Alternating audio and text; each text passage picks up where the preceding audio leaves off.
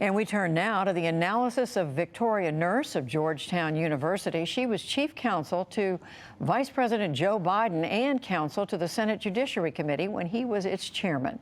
And Saikrishna Prakash of the University of Virginia. He previously clerked for Justice Clarence Thomas. He'll testify tomorrow before the Judiciary Committee as a witness in support of Barrett's confirmation. Hello again to both of you. And I'm going to start with you, Victoria Nourse. What did we learn today from Judge Barrett that it tells us something about how she is going to change the Supreme Court if she's confirmed? Well, I think we learned that she's capable of evading lots of questions, but I think that also suggests something important about how she might rule. So she was asked several times to comment on cases, and she can't do that. But the number of things that she refused to discuss, such as, did the president have to leave his office peaceably, were often quite extreme in my view. Other justices have answered some of these questions, for example. So, for example, Griswold versus Connecticut, a case that's about whether a state can criminalize contraception. Chief Justice Roberts answered that question. She refused to. So in the silences, we can read in a few things when we add in her judicial philosophy. And I'm not the only one who thinks that originalism is a recipe for creating what she called havoc.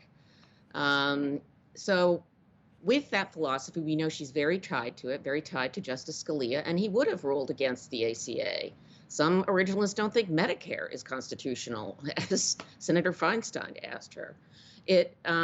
Some people think that the administrative state, all of the agencies, the Nuclear Regulatory Agency might be unconstitutional. It's a major shift. And this is why folks who study the court have been writing that this could be a shift that is as radical as moving us back to the 1930s. You're going to see fireworks in this court, in my opinion. And we know that from this philosophy that's called both originalism for the Constitution and textualism for statutes. Professor Sai Prakash, were there questions that she could have answered that she just bent over backwards and didn't answer? I mean, I think we mentioned some this afternoon. I think in general, she was very cautious and didn't want to say anything that would make a headline for her, particularly anything that would be contrary to what the president had said earlier about her nomination or about his preferences. So she was never going to say, I'm not going to accommodate the preferences of the president. But what she did say repeatedly is, I'm not beholden to anyone, and I didn't make any promises.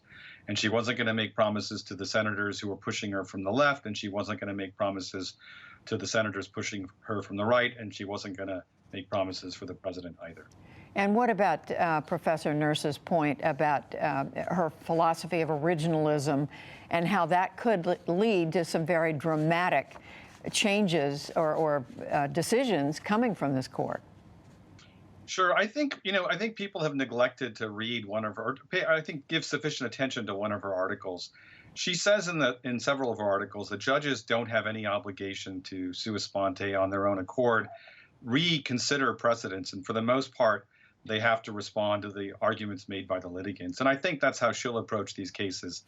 To the extent that the court is revisiting precedents, it's really just responding to the environment around it. There is no justice and there is no senator who believes that all precedents are sacrosanct and there shouldn't be any changes. Professor Nourse, what about that?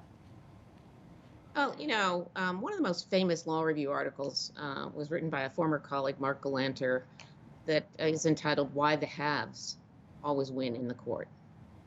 And why they win is because they have the money for the lawyers who bring repeat claims. So corporations go to court and they win more than criminal defendants. They tend to get rulings that are in their favor. And the court has historically been quite conservative. The Warren Court was really an exception to this, in part because of the influence of moneyed lawyers. So I worry about that fact. Both Senator Graham and Senator Whitehouse noted that there's a whole shadow operation of the court that it's now coming under scrutiny, with people filing amicus briefs, which are friend of the court briefs, to support conservative positions, also liberal positions as well, but something we don't know where the money is coming from, basically. So I am worried that we just don't know what's going on behind the scenes.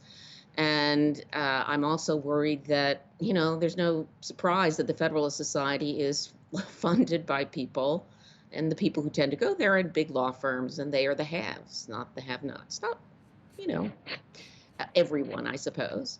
But so I worry that there will be a significant shift toward corporate interests. We heard that she has ruled 80% of her cases in favor of corporations as opposed to the working class and the average Joe. Prakash, why shouldn't that be a concern for those who feel strongly about these issues, that feel strongly that the court shouldn't tilt in that direction? Victoria, I think, has put her finger on the point, which is that in every case there are, sometimes dozens of briefs, and both sides are well funded. It's not the case that there are conservative briefs and no liberal briefs. Victoria herself admitted as much. And so the question is, should we care about why people are filing the briefs or who's filing them? I'm not opposed to finding out more about that, but I think it's a mistake to think that conservatives have a bigger voice in these amicus briefs than liberals. When I clerked 25 years ago, there were dozens of briefs in some of the most important cases. And many of them, if not most of them, were from progressive groups. So progressive groups, as well as more conservative groups, are funded because people care about those causes. It's not all about moneyed interest. There's no moneyed interest for the ACLU. People have passionate beliefs about civil rights, and that's going to be true for libertarian causes, at least some of them as well. But just to quickly get back to Professor Nourse's point, what makes you convinced that Judge Barrett is not captive to some of these very conservative ideas? Well, I believe she's a conservative. Is she a captive of them? I mean, I don't believe so. I mean, if the contention is that she's being, she's a marionette and she's a puppet of the Koch brothers, I have seen no evidence of that. And it's more of a conspiracy theory than anything else. I don't even think any of the senators has alleged as much. I think Senator Whitehouse and Professor Nourse are making an interesting point about the funding of these amicus groups. It seemed like that the judge herself was unaware of this. I certainly don't know who's funding these briefs. I don't pay attention to how the money gets to the lawyers who do the briefs. I just know that they're filed and they make interesting arguments, sometimes good arguments and sometimes bad arguments. Well, it's been an interesting few days, and we thank you both for being with us to watch these hearings. Professor Saikrishna Prakash, Professor Victoria Nourse, thank you both. Thank you, Judy.